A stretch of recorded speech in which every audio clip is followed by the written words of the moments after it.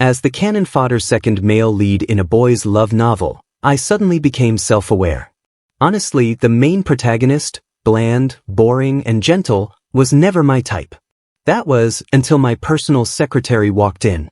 Slim waist, long legs, that perfect curve of his ass. That's the man I was destined to marry. Welcome to History Channel. Subscribe to follow all our latest adventures. Story begins. Outside the towering floor-to-ceiling windows, a violent storm raged. Rain pelted the ground like it didn't cost a dime. The entire world was a heavy, concrete gray, oppressive, suffocating. A sudden crack of thunder, laced with a flash of violet lightning, exploded in the sky. The sound yanked me out of my groggy nap, jolting me wide awake. I clutched my head in agony. The dream, it had felt all too real. In it, I had gone head-to-head with Frank Albert, the male lead, all for the sake of that gentle, insipid protagonist bottom, Sam Alexander. My constant interference earned me nothing but the utter destruction of my home and my life. The pain of being crushed beneath a car's wheels, it was vivid. Too vivid. That was how my life as Logan Marino had come to an abrupt end at 30. Something gnawed at the edge of my memory. I felt like I'd forgotten something important.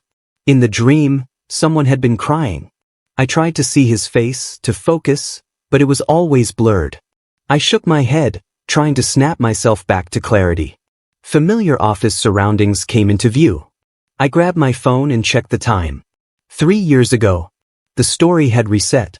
There was still time to change everything. In the dream, someone told me that my life was nothing more than a fictional narrative, that I existed solely as a stepping stone for the male lead and his beloved bottom. Screw that. A stepping stone? I had the looks, the height, the education, the capability. What right did anyone have to label me cannon-fodder? And let's get one thing straight. Sam Alexander, with that bland face and chicken breast body, was so not my type. If I had to like a man, it'd better be someone with a little heat. Someone with spice. Just as that thought crossed my mind, the door knocked and my secretary walked in. "Mr. Marino, here are today's documents," came the cool, refined voice of Andrew Barnett. I instinctively looked up and nearly choked on my breath. Slim waist. Long legs. And that ass? Perfection. I'm calling it. This man was my fated babe. Who the hell wrote this script? Blind? They seriously wrote me falling for some tofu-skinned little cutie when I've had this literal god at my side all along? I swallowed the scream of excitement in my chest and forced myself to clear my throat with calm composure. Just set them on the desk. Andrew continued his report while holding a sleek notebook. "Mr. Marino, the bid proposal is currently underway. If all goes smoothly, it'll be ready the day after tomorrow." The bid. It hit me all at once. In the original timeline, this was when I'd pushed my team to rush the bid documents in order to beat Frank Albert to a plot of land. But a freak storm had hit, a once-in-a-century downpour. One of my employees was in a car accident on his way to the office. He didn't survive. His grieving family had stormed our building. Photos of the scene were plastered all over the internet. The Marino Company's stock price tanked. And the land? It was a trap. Frank Albert pretended to compete for it, jacking up the price at auction while knowing full well that the land had hidden issues. It was completely unsuitable for development. I fell for it, bought the land, poured millions into it, and got burned. When the Marino Company went bankrupt, people online practically threw a party. But now, none of that had happened yet. There was still time. Andrew," I said quickly, "send out a notice, everyone's going home early today. For the next 2 days, we'll work remotely. Have finance reimburse their rides home." I almost called him babe out loud. Thank God I caught myself, though I nearly bit my tongue doing it. And, check if we have an employee named Andy Frankiln. Notify finance to increase his salary by 20%. No matter what, his death last time had been indirectly caused by me. Andrew looked slightly puzzled, but, ever the consummate professional, he didn't question it and simply followed through. Once the building was mostly empty, I joined Andrew and the logistics supervisor to do a final sweep for any safety risks. Then it was time to go home. I tried to keep my tone strictly business. Andrew, for the sake of better coordination, I'll be staying at your place the next few days. The man beside me pressed his lips together, clearly debating how to decline such an unreasonable request. So I added, starting next month, your salary will go up 50%. Understood, Mr. Marino, Andrew said with a sigh, resigning himself as he drove me home. See? Money really does solve everything. Andrew and I were at the supermarket beneath his apartment, pushing a cart through the aisles for groceries and other essentials. Sure, two men in tailored suits shopping together looked a bit odd, but something about this scene stirred a strange sense of déjà vu. Like it had all happened before. I racked my brain, trying to remember. But there was too much crammed into my head since being reborn. The Marino Company's downfall hadn't been sudden. The signs were there, long before anyone noticed. The more I scrambled to keep the company afloat, the easier it became to fall into the same traps. As I wandered through the aisles, deep in thought, I started tossing random items into the cart without thinking.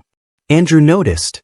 At first, he kept up a poker face, probably guessing I just had weird taste in snacks, mini buns, QQ gummies, and even a Balala little magic fairy fruit candy set. But when I tossed in a silver box labeled peach flavor, all of Andrew Barnett's composure shattered. He stopped walking as if finally making up his mind. Standing firmly in front of me, he said, Mr. Marino, I don't have any intention of selling my body. At least not for now. Selling his body? What do you mean, selling your body? I blinked, confused. Then I followed his gaze, and saw what I was holding in my hand. A silver box, peach-flavored, ultra-thin 001. My face went red like a struck match. A sharp, almost physical heat surged from my neck all the way to my scalp. The box in my hand suddenly felt like a scorching hot coal. Panicked, I fumbled to return it to the shelf. With what little composure I could salvage, I coughed and muttered, sorry. Wrong item. We somehow made it through the rest of our shopping, groceries, toiletries, without further embarrassment. I insisted on carrying the bags, partly out of guilt, partly out of self-preservation. When we returned to Andrew Barnett's apartment, I stepped inside and immediately felt the difference. Unlike the sleek black-white and gray palette of my own home, his was warm and inviting, cream-toned wood, soft lighting, greenery placed just right. It had a quiet charm. A lived-in peace. His place wasn't far from the company. Within the second ring road, which was no small feat for a young professional, even one with a prestigious degree like his. Actually, it had been my suggestion for him to buy this place. The developer was a friend of mine, and I'd pulled some strings to reserve a smaller unit with good lighting. He'd gotten it at an insider's price. I even loaned him the down payment interest-free. In exchange, I asked him to stay with the Marino Company for 5 years. And after that, whether he left or stayed, I never intended to take the money back. Not because I'm such a generous boss, but because I knew the kind of person he was. Give him 5 years, and that sum would be pocket change. If I could ease his path just a little, it was a favor worth giving. Andrew Barnett was the kind of man who remembered kindness. He'd worked at the Marino Company for years. Meticulous, reliable, never letting me down. Everything I handed him was handled to perfection. I was known for being a demanding boss. But Andrew's work gave me nothing to criticize. Maybe Andrew Barnett was the key to saving the Marino Company. But could I really trust him? So much from the previous timeline was a blur. When the company finally collapsed, I knew someone had sold us out. But who? I had no leads. In the kitchen, Andrew had rolled up his sleeves and tied an apron around that narrow waist. The apron string cinched perfectly where his back curved in. His dress pants followed the long lines of his legs, straight, elegant, almost too pretty to be real. Under the warm kitchen light, his pale fingers moved gracefully as he washed vegetables, then sliced them into uniform strips. So this was what they meant by beauty under lamplight. The soft glow settled on his skin, casting him in this intimate, golden aura, like warmth bleeding into the cold void of my chest. Soon, 2 dishes and a soup were placed on the table, fragrant and perfectly plated. Andrew set a pair of chopsticks in front of me with calm politeness. "Please eat, Mr. Marino." I picked up a bite and tried it. To my surprise, it was really good. The stir-fried pork with chili wasn't too spicy, just richly savory. The shredded lettuce stem was crisp, clean-tasting. And the radish pork rib soup? The flavor was spot on. After years of business banquets and soulless fine dining, I'd grown numb to the so-called delicacies of the upper crust. But this was comfort. This was home. Afterward, with a warm fullness in my stomach, I automatically took charge of the dishes and cleaning. Whoever cooks doesn't do the dishes, that much I knew.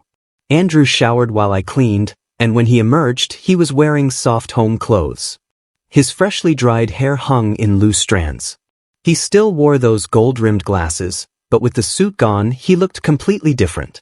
The sharp, polished edges of the corporate elite had fallen away. In their place was something gentle, something utterly domestic. Like a wild cat transformed into a soft, lazy kitten at home. Adorable. Just adorable. We sat side by side at his desk, quietly finishing up the day's remaining work. Trying to sound casual, I asked, "Andrew, what's your honest take on the Merino company right now?" He paused. Those clear eyes turned to me. "Does Mr. Merino want the truth or a polite answer?" I patted my chest. "The truth." "Go ahead." He didn't hesitate. The Merino company has long been a leader in domestic manufacturing. At present, it still appears to be at its peak. But the problem of overcapacity is becoming increasingly serious. With industrial upgrades and technological advancements, traditional manufacturing will inevitably face disruption. The Merino company needs to transform, and fast. I nodded. I had realized this long ago. The Merino company had to pivot. But in the previous life, I'd chosen real estate. At the time, I believed housing was the foundation of human livelihood, stable, eternal. I thought real estate would never fall. I was proven wrong, spectacularly. And if we were to transform, I asked, which industry do you think is promising? New energy vehicles. Robotics. Both align with the Merino company's existing foundation in mechanical manufacturing. And they're backed by national policy. It's a strategic match. I leaned back, staring at him. In that moment, I realized something with crystal clarity. If I was going to rewrite the fate of the Merino company, I'd need Andrew Barnett by my side. Andrew Barnett's words cut straight to the heart of the matter. He was right. In the previous timeline, as the real estate industry began its slow collapse, new sectors like electric vehicles, robotics, artificial intelligence, and 3D gaming were rising like stars. And yet, as the one steering the Merino company, my vision had fallen short. Andrew Barnett had seen it much clearer than I did. I spoke evenly. For the land auction next week, we'll go through the motions, make a show of it. But that land has problems, it's not suitable for development. This was a test. If word of this leaked to Frank Albert, I'd know Andrew Barnett was working for him.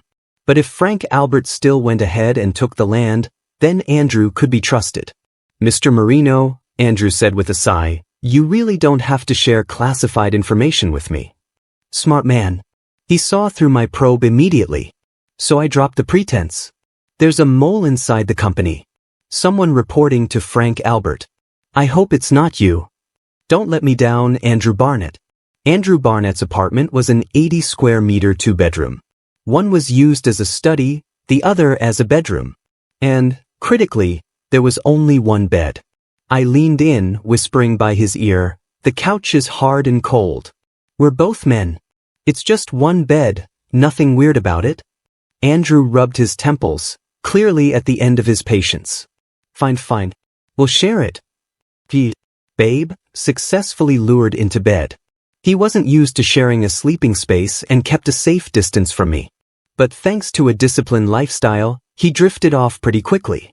I, on the other hand, lay awake, thinking. Which pieces of information from my previous life could be useful now?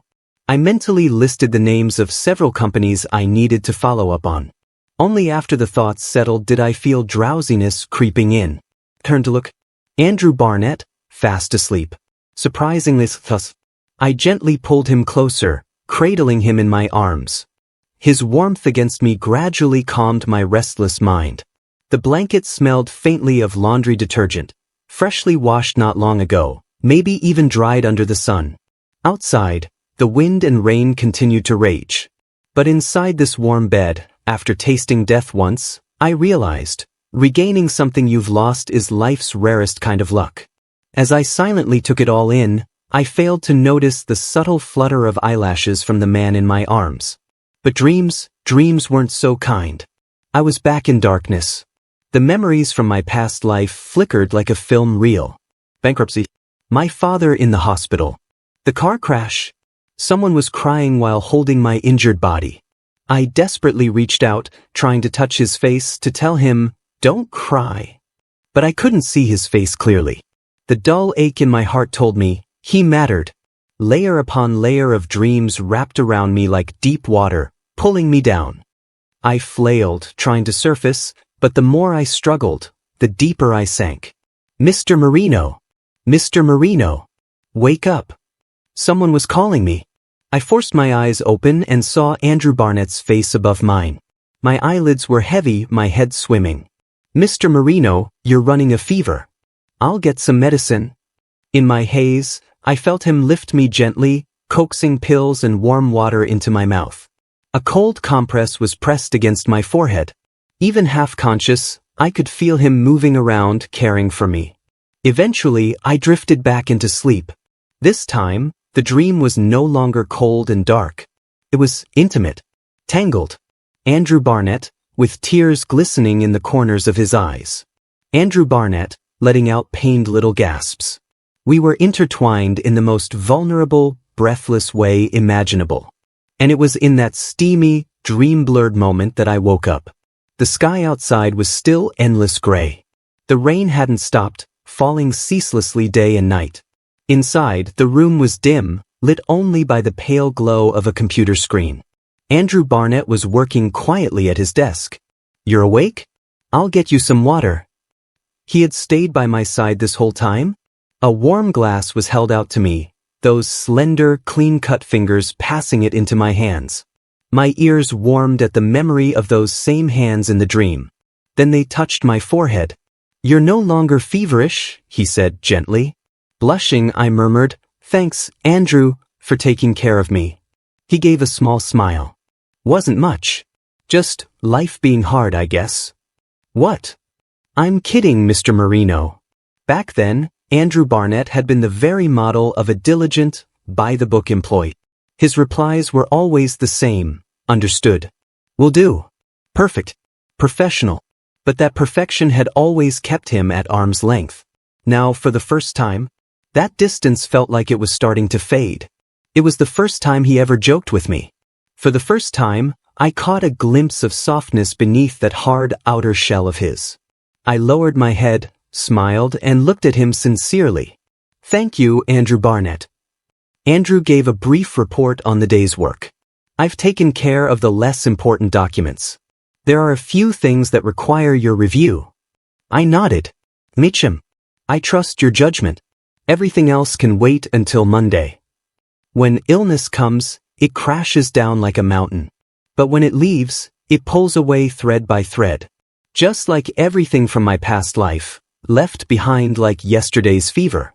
This time around, all I want is to cherish the one in front of me. My stomach let out a loud grumble. Embarrassed, I said, "Andrew Barnett, I'm hungry." Even I didn't realize how much of a spoiled tone that had. Andrew's lips curved slightly. "There's porridge warming in the kitchen. I'll bring you a bowl." Soon, a steaming bowl of seafood porridge was placed in front of me. "It's hot. Eat slowly." I held the bowl in both hands, spooning the warmth into my mouth one bite at a time. The last time I had a cold must have been years ago, back when I lived abroad. Alone, dragging myself out of bed, grabbing anything vaguely edible just to survive. Back then, I thought, if I died of fever in that foreign apartment, no one would even know. I wanted to call my parents but was too afraid of making them worry. Distance only turns helplessness into torment. That bitterness hadn't even taken root in my chest yet, before the warmth of the porridge melted it away. After I finished, Andrew helped me lie back down and tucked the covers around me. "Sleep a little more. You'll feel better when you wake." I obediently closed my eyes and drifted off again without realizing it. I milked the cold for all it was worth and spent the entire weekend holed up at Andrew Barnett's place. By the third morning, waking up in my arms had become part of his routine. I had become completely addicted to this warmth. The Merino Company's decision to let everyone work remotely instantly became a hit online. OMG, what kind of fairy company is this? Link to apply, please. Workers are people too. This is a truly humane business. As a fellow employee, I support the Merino Company with all my heart.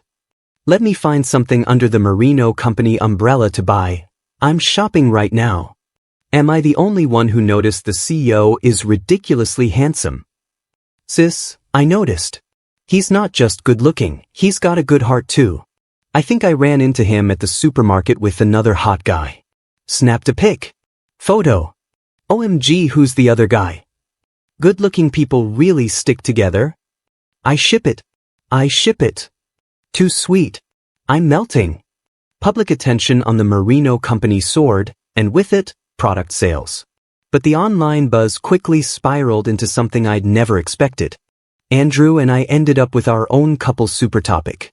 I secretly created an anonymous account and lurked in the CP tag every night. I'd scroll through their spicy, emotionally intense, fanfiction, cheeks burning, quietly tapping the like button, and mentally bookmark 108 positions. I started looking at Andrew Barnett with increasingly smoldering eyes. Babe smells so good. I want a bite. Once we were back at the office, I kicked off Operation Performance. I asked about the bidding progress at least 800 times a day. Summoned the project lead to my office every few hours for a brief chat. The poor man ran his fingers through his already thinning hair, pressure practically oozing from his pores. At this point, even the stray dogs outside the Merino Company knew this bidding project was a big deal. Andrew, however, had snapped back to his pre-crisis self, polite, distant, cool, deliberately keeping space between us. Still, the fans in the CP thread had taught me well. Rule number 1 of pursuing your babe: throw money at the problem. If it didn't work, you just weren't spending enough. So I contacted every luxury brand sales rep I knew and picked out everything I thought would suit Andrew Barnett. One of everything. No duplicates. After the parcels were delivered to his place, Andrew sent me a WeChat message. Photo attached. Mr. Merino, is this a bribe for my silence? The picture showed his living room, piled high with high-end brand packaging like a luxury boutique exploded. I coughed. You're my secretary. You attend business functions with me. You represent me. It's only right you look the part. Perfectly logical reasoning.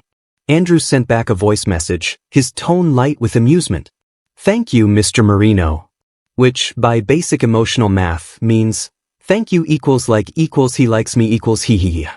After that, I'd often see him wearing the things I bought him. Sometimes it was cufflinks. Other times, a tie. Or a tailored jacket. No matter what it was, on that tall, lean frame and that perfect face, he always looked stunning. Wife-watching mode, activated. Whenever he caught me staring, the tips of his ears would quietly flush pink, only to recover a second later, calm and unreadable as ever. But I'd seen it, and I wasn't going to stop looking. Before I knew it, the day of the land bidding had arrived. And just my luck, I bumped into Frank Albert and Sam Alexander right outside the venue as they stepped out of their car. Frank wore that usual inscrutable expression of his. I hear Mr. Merino is determined to win this bid. I replied casually, seems like Mr. Albert has excellent sources. He let out a low, unreadable chuckle and walked off. Sam Alexander followed behind, glancing back at me with a look full of guilt. If it were the old me, I would have mistaken that look for regret. I would have thought Sam Alexander still had feelings for me, that he was only with Frank because he had no choice. But now that I'd escaped the script, I could finally see it clearly. I was nothing more than a pawn in their chase and escape game. Sam Alexander had used me to flaunt his charm, dangling me to make Frank jealous, to prove he wasn't clinging, so Frank would try harder to keep him. As for how I felt, whether I lived or died, he never gave a damn. And why would he? Who ever cared about the fate of the fool in love? Frank Albert, on the other hand, was a ruthless opportunist to the core. My company's bankruptcy in the last life hadn't been enough. Even when I posed no threat, he still had someone run me down with a car, just to eliminate every loose end. In his eyes, my life had been no more significant than an ant's, utterly disposable. My fingers curled into a fist, nails digging into my palm without me realizing. Until someone beside me gave me a light pat. "Mr. Marino, the bidding is about to begin." I nodded. "Let's go." Most of the companies present today were small fish. The real contenders were just two, the Marino Company and the Frank Corp. A few familiar faces approached with warm greetings. "Mr. Marino. A pleasure as always. An honor to have you here. Mr. Marino, such a young and promising leader." I'd heard these kinds of compliments more times than I could count in my last life. They never meant anything. I thought I'd been polite enough to them. But when the Marino Company fell, these same people had been the first to trample me into the mud. That's the way some people are. When you're flying high, they swarm like dogs scenting meat, tail wagging and flattering at every turn. But when you fall, their past flattery turns into a weapon. Evidence that you once stood too tall, so now you deserve to be dragged low.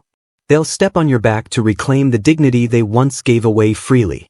Selling their pride for profit is practically a specialty. Still, now wasn't the time to rip masks off. I brushed off their pleasantries and went to find my seat. The auction began quickly. Several small companies made their initial bids. 1 billion. 1.5 billion. 2 billion. Clearly, there were a lot of hands eager to grab this land. I didn't jump in right away.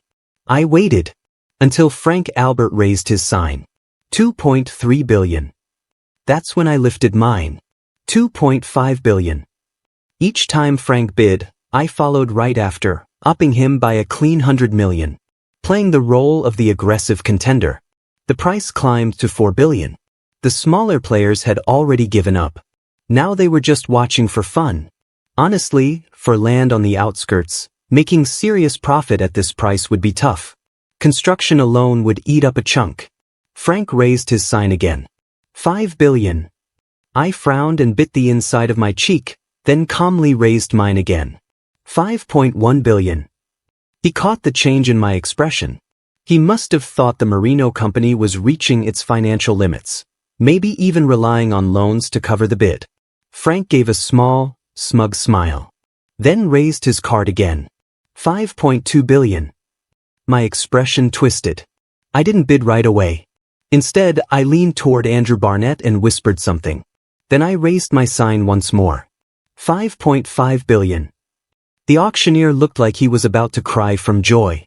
They'd estimated this land would go for 5 billion, tops. No one expected the Frank Corporation and the Marino Company to drive the price all the way to 5.5 billion. Gasps rippled across the room. Small companies started murmuring to each other. I turned toward Frank with a brow raised in challenge.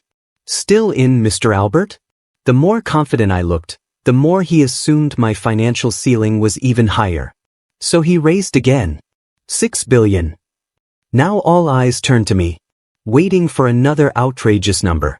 But I didn't bid. Instead, I pulled out my phone and made a call, loud and angry. "What do you mean we don't have enough funds? I'm in the middle of a live auction and you're telling me this now? Are you people even trying?" I didn't bother to keep my voice down. Everyone heard it.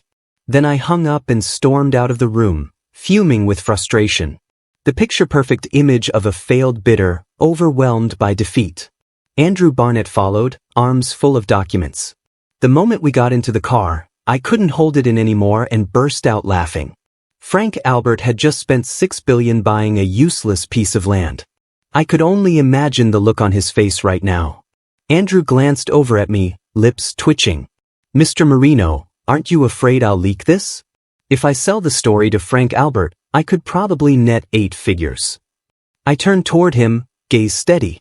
"Andrew Barnett, I trust you." I was gambling billions on a single heart.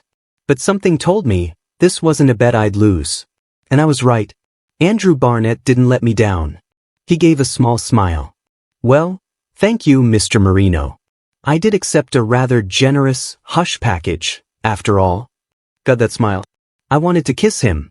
I reined myself in and said seriously, Andrew Barnett, there's a mole inside the company. Someone feeding intel to Frank Albert. I laid out all my suspicions and thoughts. We sat down together and fine-tuned the rest of the plan.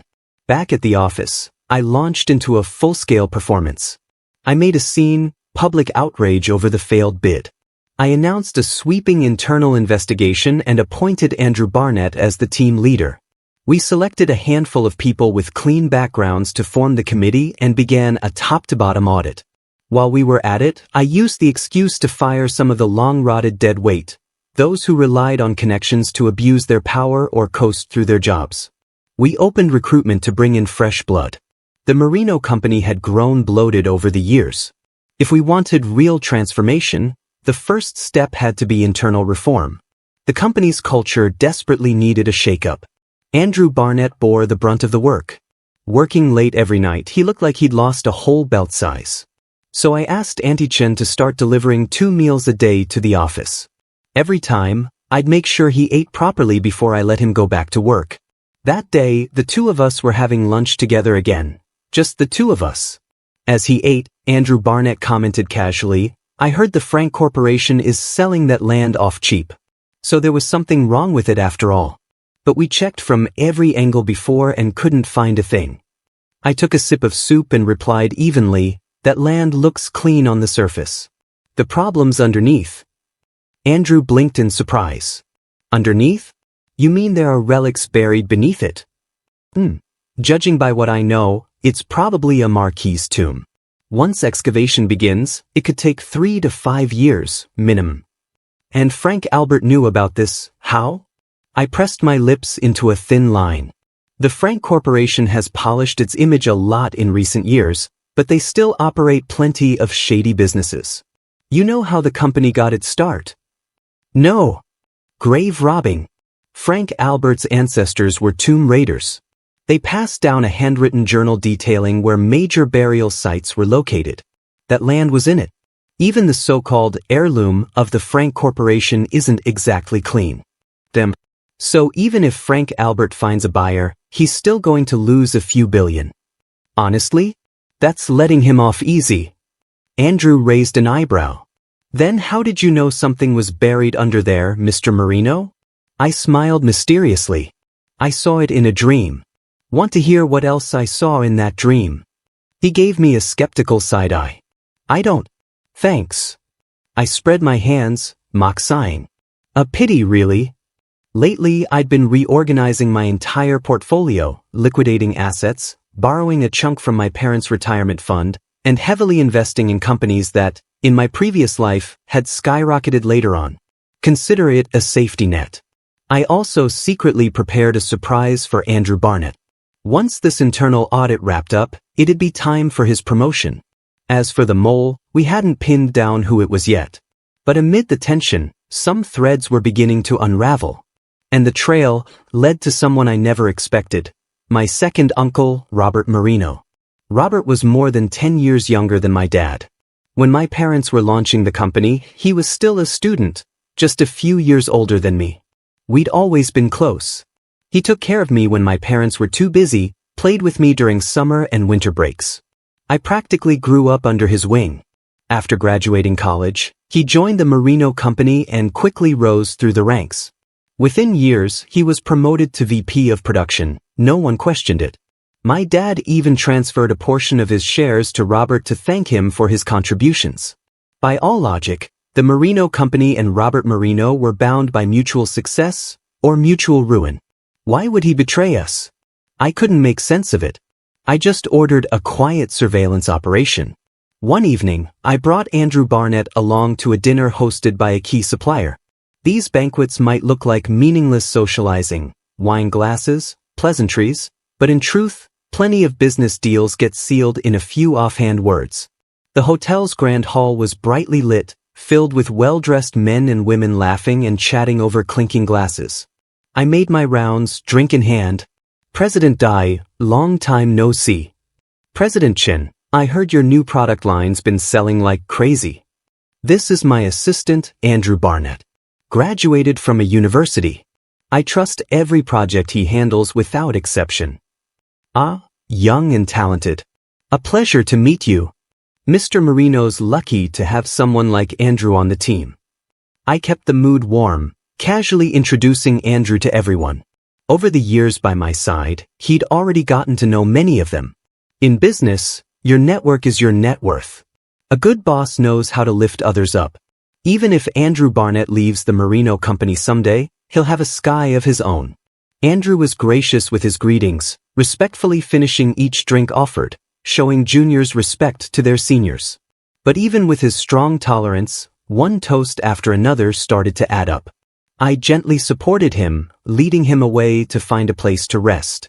And that's when we ran into Sam Alexander.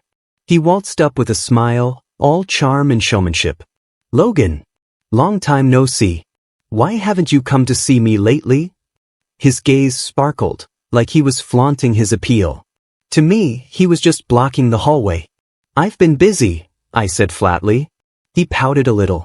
"You're so busy now, you don't even think about me anymore." Goosebumps prickled along my arms. I had zero interest in playing this game. "Sorry, my assistant isn't feeling well.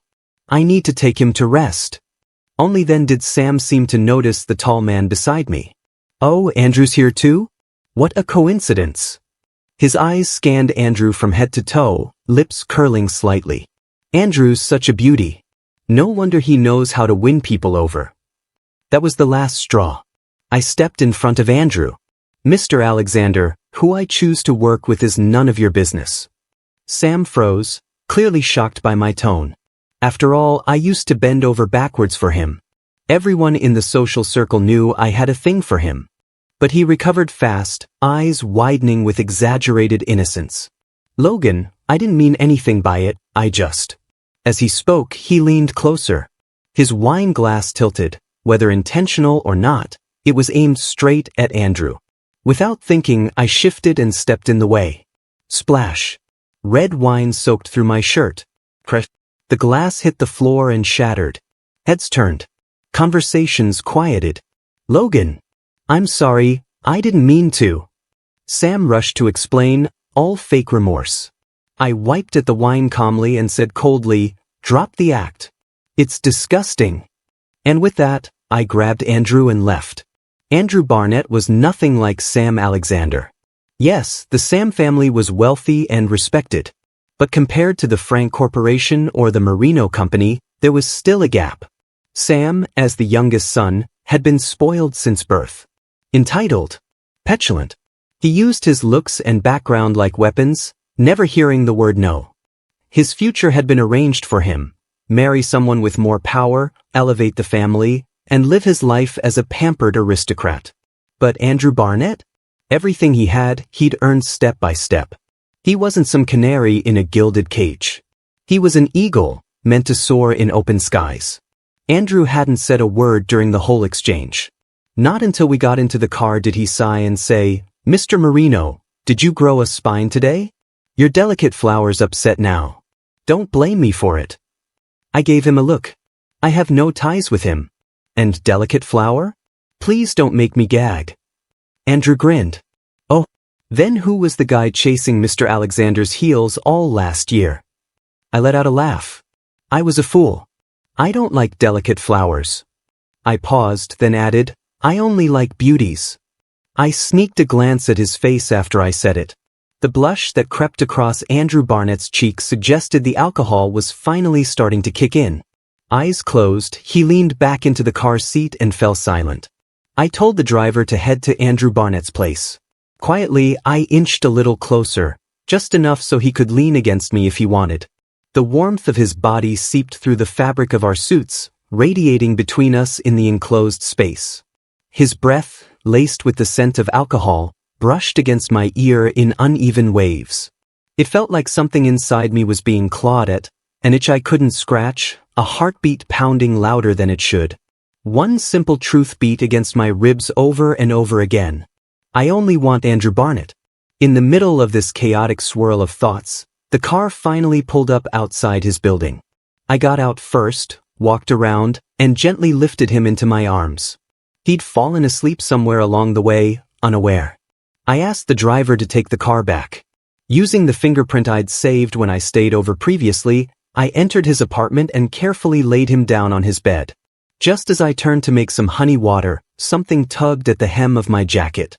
A drowsy voice behind me asked, "When you said you liked beautiful people, did you mean me?" "Yes," I said, looking at him with zero hesitation. "Andrew Barnett, I like you." But the drunk man wasn't having it. "You're not allowed to like me." "Why not?" "Logan Marino," he said, frowning as if the name itself were a burden. "I'm not like you rich boys. Today it's this person, tomorrow it's someone else. You know how hard I work to get to where I am." His voice wavered. "My parents died when I was young. I was raised by my grandfather. I went to college on scholarships and grants. We couldn't afford heating in the winter or a fan in the summer." He paused, his tone low but unwavering. "When I was a kid, I had to walk over 2 hours of mountain roads just to get to school. If I hadn't studied hard, I might never have made it to a city. Everything I have now, my degree, my job, my independence, I used to dream of it, but even in those dreams, it felt impossible. And then you come along and say you like me, just like that. Do you know what that means for me? They'll all say I slept my way to the top, that I'm nothing more than another pretty face who got lucky." His words came slowly, slurred with wine and truth. I didn't interrupt. I just sat quietly beside him, letting him speak, letting him tear his heart open in front of me. And oh, how I ached for the boy who fought his fate tooth and nail. For the man who was brave enough to show me this softness. Only after he ran out of words did I speak. "Babe," I said gently, "you're amazing. I'm serious about you, serious in a way I've never been before. Whatever you're afraid of, I'll take care of it." I took his hand and placed it over my heart. "Listen, this heart beats for you." He jerked his hand back like he'd been burned, face flushed red as he hid beneath the blankets. I smoothed his hair gently and chuckled, "All right, I'll go get that water." I brought back the honey water, cooling it just enough, and sat by the bed, feeding it to him one sip at a time. "Andrew Barnett," I whispered as he drank, "my feelings for you aren't just a whim. I'll prove it to you." He blinked up at me with bleary, unfocused eyes, lips glistening with honey. So soft, so kissable. "I'll need a little down payment," I said playfully. Then I leaned down and claimed his lips. His lips parted easily under mine, sweet and warm, the honey still lingering. I deepened the kiss, tongue sliding past his teeth to taste him fully. Like I'd found the rarest flavor in the world, and I wasn't letting go. His breath hitched, a soft, helpless sound slipping from his throat. Only when I felt his breathing falter did I finally pull back. Licking my lips, I whispered, "So sweet." His face turned scarlet, drunken, dazed, and now determined to disappear. He buried himself under the blanket, refusing to meet my eyes. "Babe, are you trying to suffocate yourself?" I laughed, peeling the blanket off just enough to uncover his face. Then I wiped his lips gently, pulled him close, and wrapped my arms around his waist. Holding him like that, I drifted off into sleep. I had a dream. A dream from the time after I'd lost everything. After the company had collapsed, I was scrambling to pay my dad's hospital bills, working 3 jobs just to survive. Running like a machine, day and night. One morning, after finishing a graveyard shift, I sat alone on a curb. My mind was overloaded with problems, each one bigger than the last. Under the dim yellow glow of a street lamp, I watched the city stagger past in drunk silence. People stumbling home. Cars rushing by. Were they heading home, or off to chase more meaningless pleasure? And just as I began to drift into nothingness, a sleek car pulled up beside me. A pair of long legs stepped out, sharply dressed in tailored slacks. It was Andrew Barnett. He stood there like a god descending, and brought me home. Frank Albert never targeted Andrew directly. After the Marino company collapsed, Andrew joined a rival company of the Frank Corp. Within a few projects, he was promoted to VP. Meanwhile, I'd changed my number, moved across the city. In a city as big as A, finding someone without a trace wasn't easy. And yet, Andrew found me. He took care of my dad's hospital transfer, got him into a better private hospital, and paid for everything. I didn't know how to repay him. So I cleaned the apartment spotless every day, cooked dinner, waited for him to come home. And then one night he kissed me. And we were together. Like any ordinary couple. 3 meals. For seasons. There wasn't a single corner of the house we hadn't touched, kissed, or tangled in. And when it came to intimacy, Andrew Barnett was always so indulgent with me. He leaned back in the car seat with his eyes closed, no longer speaking. I told the driver to head to Andrew Barnett's apartment. Quietly, I scooted a little closer, close enough for him to rest on me. The warmth of his body bled through our dress pants, gradually spreading in the enclosed space. His breath, tinged with the heat of wine, brushed against my ear in slow, teasing waves. My heart beat wildly, like something small and restless was clawing around inside my chest. Over and over, it screamed the same thing. Only Andrew Barnett. And just like that, in the middle of all this chaos, the car pulled up to his building. I got out first and gently scooped him into my arms. He had drifted off, completely unaware. I told the driver to take the car back, then used the fingerprint I had recorded from staying over before to unlock his door. Carried him inside. Laid him carefully onto his bed. Just as I turned to make him a cup of honey water, I felt a gentle tug on my sleeve. A sleepy, slurred voice asked, "When you said you liked beautiful people, were you talking about me?" "Yes," I answered without hesitation, eyes steady. "Andrew Barnett, I like you." But the drunken man shook his head. "You can't like me." "Why not?" He frowned. "Logan Marino. I'm not one of you rich boys. You fall in love with someone today, someone else tomorrow. Do you even know what I've been through to get here?" His voice cracked a little. "I lost my parents when I was a kid. My grandfather raised me. I got through college on scholarships and grants. We couldn't even afford a heater in winter or a fan in summer. When I was in school, I used to walk more than 2 hours through the mountains to class. If it weren't for my grades, I'd have never made it to a city. Everything I have now? It's more than I ever dared to dream. And just one careless 'I like you' from you could undo it all." They'd say Andrew Barnett just used his face and slept his way to the top. He mumbled on and on, as if every word came from deep in his chest. I didn't interrupt. Just sat there, quietly listening. My heart ached, for the boy who fought destiny with everything he had. And for the man who now, in front of me, was brave enough to bear all his softness. When he finally finished, I leaned forward. "You're incredible, babe. I'm serious, dead serious, about liking you. And I swear, I'll take care of everything you're afraid of." I caught his hand and placed it flat over my chest. "Listen. This heart, it beats for you." His eyes widened. He jerked his hand away like I'd burned him and buried his head under the blanket, cheeks flushed. I chuckled, brushing a hand through his hair. "Be good. I'll go get you some water." I brewed the honey water and fed it to him patiently, sip by sip. "Andrew Barnett," I whispered, "my feelings aren't just a passing phase. I'll prove it to you." He looked up at me with glazed, drunken eyes, lips still shining with a trace of honey. They looked too good. "I'm gonna take a little interest first," I murmured. Then I leaned in and kissed him. Gently, then deeper, slipping my tongue between his lips, tasting the sweetness of the honey and the heat of his breath. He whimpered faintly beneath me, his body trembling. I didn't stop until he was breathless beneath my mouth. Licking my lips, I smiled. "So sweet." His blush deepened, and he buried himself completely under the blanket like an ostrich. "Babe, are you trying to suffocate yourself?" I laughed, pulling the blanket down enough to see his red face.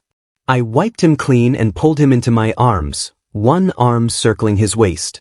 Holding him close, I fell into a deep sleep. I dreamed. In the dream, I had already gone bankrupt. Life was rough. I was working 3 jobs just to keep up with my father's medical bills. I was constantly on the move, never stopping, never resting. That night, I'd just gotten off from an early morning shift and was sitting alone by the roadside. My mind was flooded with worries. Under the dim streetlight, I watched people stagger by, drunk, laughing, lost. Cars sped past, passengers either racing home or headed for some fleeting thrill. And then, without warning, a luxury car pulled up in front of me. A man stepped out, long legs wrapped in finely tailored slacks. Andrew Barnett. He appeared like a god descending from the clouds. And took me home. Frank Albert hadn't gone after Andrew. After the Merino company collapsed, Andrew joined a rival of the Frank Corp. Within a few months, he became vice president. Meanwhile, I'd moved, changed numbers, vanished into the sprawl of a city. And yet, Andrew still found me. He transferred my father to a better private hospital and paid for everything. I didn't know how to repay him. So I kept the apartment spotless. Cooked dinner every night. Waited for him to come home. One night he kissed me. And we became lovers. Just like that. We were an ordinary couple, 3 meals for seasons. Every corner of that little home held our laughter, our kisses, our shared breaths. And when it came to that, Andrew Barnett always let me have my way. That didn't mean I was completely shameless. I usually held back during weekdays, considering he still had to work the next morning. But once the weekend hit, all bets were off. I loved leaving little marks all over him. It was the only way I could prove he was entirely, completely mine. But happiness never lasted long. That day, I'd gone out for groceries. I was walking back, thinking about what I should cook for Andrew Barnett that night. A dark-colored car crept up behind me without a sound. And just as it sped up, I caught a glimpse of the driver's face. Frank Albert's man. Brakes slammed. I was already lying in a pool of blood. I jolted awake from the nightmare. Sunlight filtered through the curtains. But I knew it wasn't just a dream. It was a memory from my past life.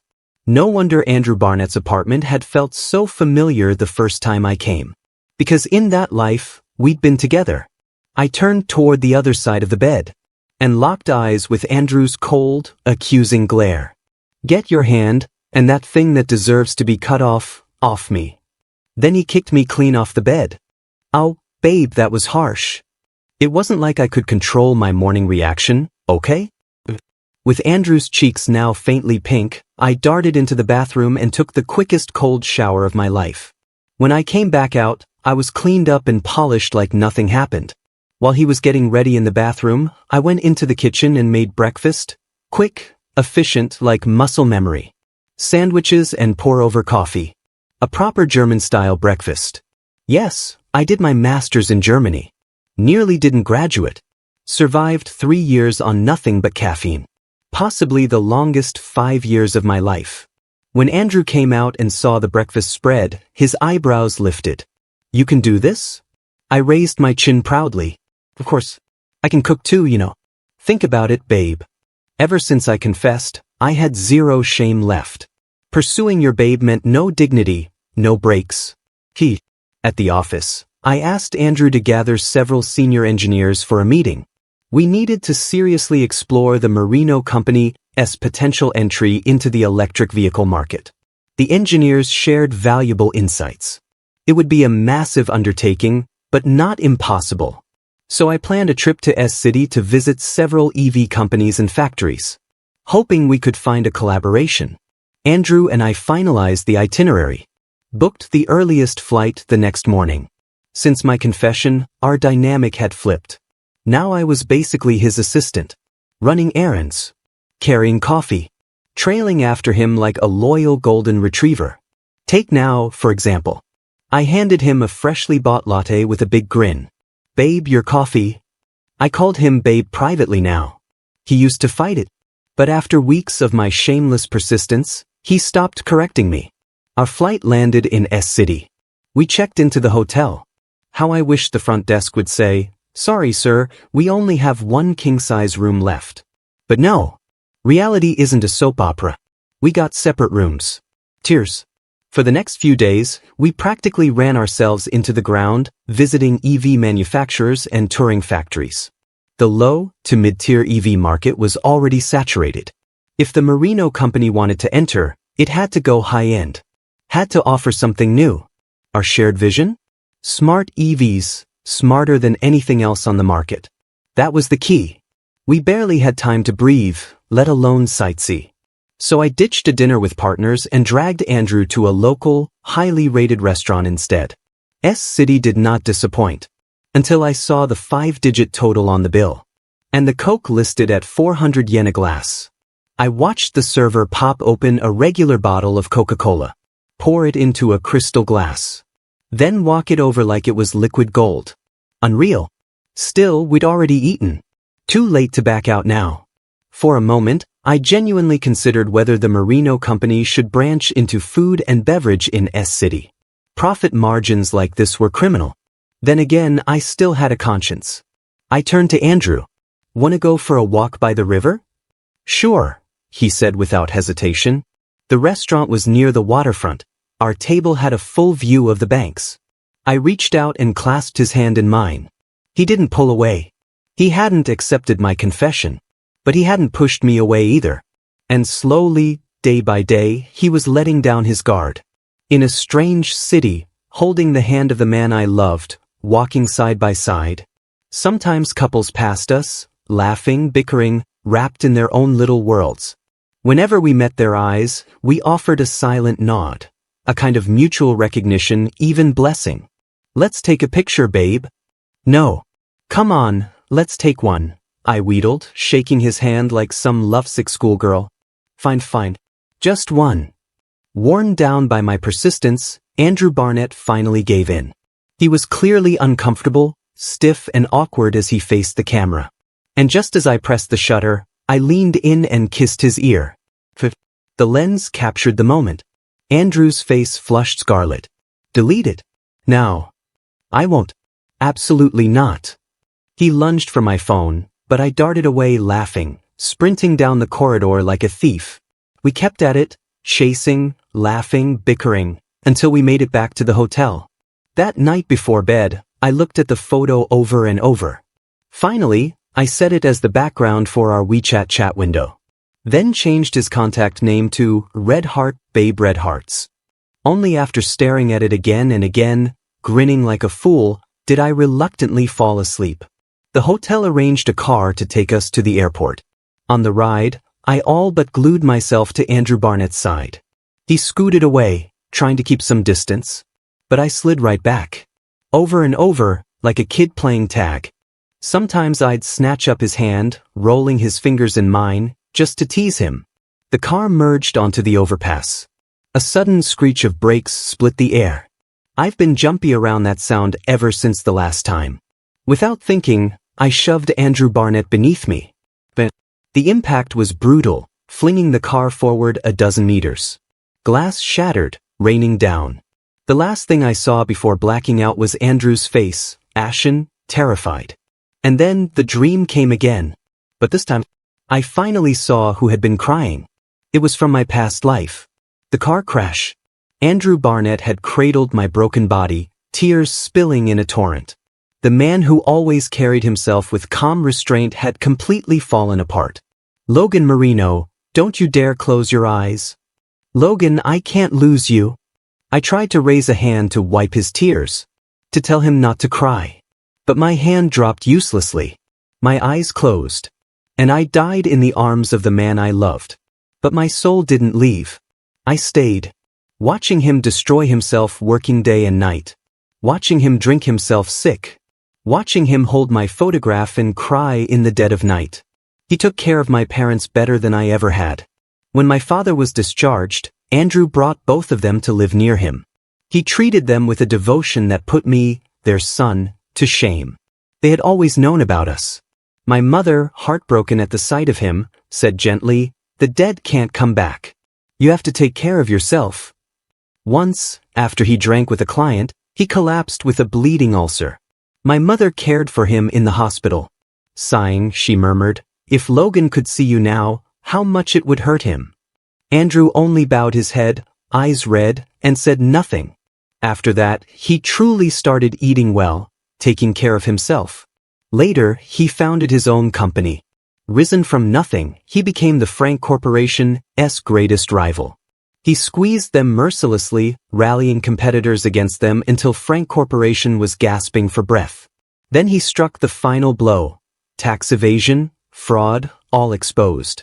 Frank Albert, the legal face of the company, was sentenced to prison. Andrew made sure he was welcomed properly on the inside. One day, he brought a bouquet of gardenias to my grave. His hand trembled as he brushed across my photo. The black and white picture still held the smile of Logan Marino in his prime. I wanted to embrace him. But with nothing but a transparent shadow left, even a hug was beyond reach. Beep beep beep. The steady rhythm of hospital monitors dragged me back. I opened my eyes to a blinding white ceiling. Tried to move my fingers, startling the man beside me. A gaunt, broken face appeared. Andrew Barnett. I forced a smile to tell him I was all right. But my throat was raw, no sound came out. He rushed to pour a glass of warm water, holding it to my lips, feeding me carefully, sip by sip. The doctor came in to check me over. Mr. Marino is out of danger. With some rest, he'll recover fully. For now, only liquid food until he passes gas, then light meals after that. Andrew jotted down every instruction like gospel. The second the doctor left, his eyes brimmed red. His tears fell heavy onto my chest, soaking into my collar. Logan Marino, he choked, voice breaking, you reckless fool, do you know you almost never woke up again? I lifted my hand, still tangled in 4 lines, and patted his back gently. I'm here. I'd been hurt badly, but nothing permanent. Andrew, protected in my arms, had only minor bruises. But I knew Frank Albert would never forgive me for outbidding him. This accident had his fingerprints all over it. When my parents came by with food, they walked in on Andrew and me in each other's arms. Ahem. My father coughed loudly, pretending not to see. Andrew sprang back, quickly turning to hide his tears. My mother marched straight up and flicked my forehead. You little brat. Wings hard enough to get yourself nearly killed now, huh? My father only gave me a look that said, you're on your own, kid. I was wrong. I yelped, hands raised. Spare me some dignity, I'm too old to still be getting smacked. Andrew chuckled through his tears. Uncle, Auntie, you two talk to him. I'll go fetch a nurse to change his bandages. And as soon as he left, my parents turned on me with wiggling brows and knowing smirks. I let out a long sigh. Still chasing him. He hasn't said yes yet. My dad chuckled. Kid, if you had half the nerve I had when I chased your mom, you wouldn't be this pathetic. My mom sat down beside us. Don't be discouraged. You didn't see it, but when you were unconscious, Andrew was running around nonstop. Barely slept a wink. Andrew Barnett is such a good boy, she added, nodding. Handsome, capable, level-headed. He's a real catch, my dad chimed in. One line after another, they practically lifted Andrew Barnett up to the heavens. The verdict was clear. For a guy like him to like me? That's a blessing earned over several lifetimes. I feigned protest. Wait a sec, is he your son, or am I your son? My dad snorted. If I had a choice, I'd gladly make him my son. We joked around for a while before I turned serious. I'm pretty sure Frank Albert is behind what happened. At that, my parents' expressions turned grim. Thanks to my memories from my past life, digging into things was a lot easier this time. I shared everything I'd discovered with them so far. My dad slammed the table. With all this evidence, the Frank Corporation is as good as finished. They left me in Andrew Barnett's care and returned to a city to reconnect with some old friends. They'd been in the business world long enough to still have some pull. Andrew walked in. Your parents left? I nodded toward the table. My mom packed lunch for you. They said they weren't gonna stick around and play third wheel. Andrew flushed, then frowned and suddenly reached out to twist my ear. Ow, ow, ow.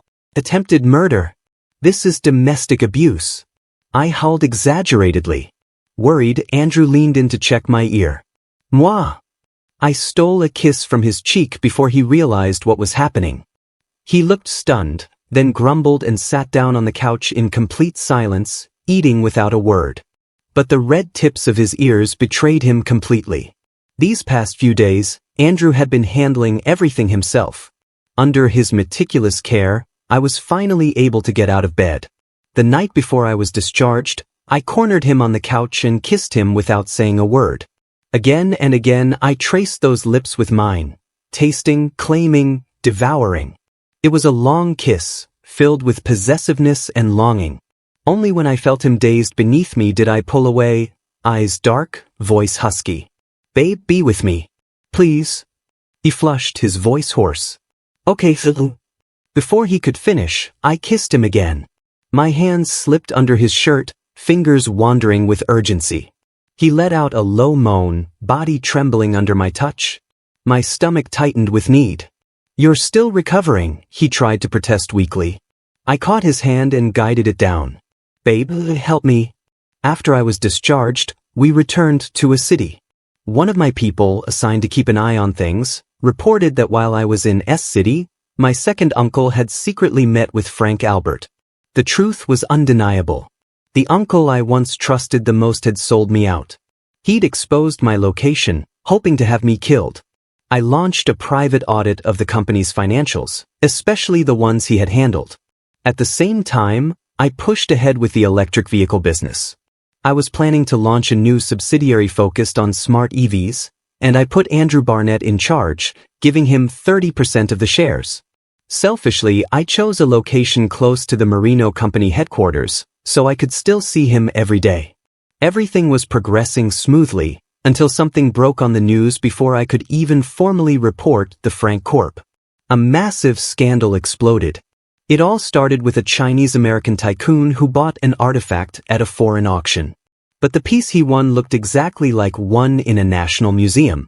Suspicious, he sued the auction house. That lawsuit opened Pandora's box.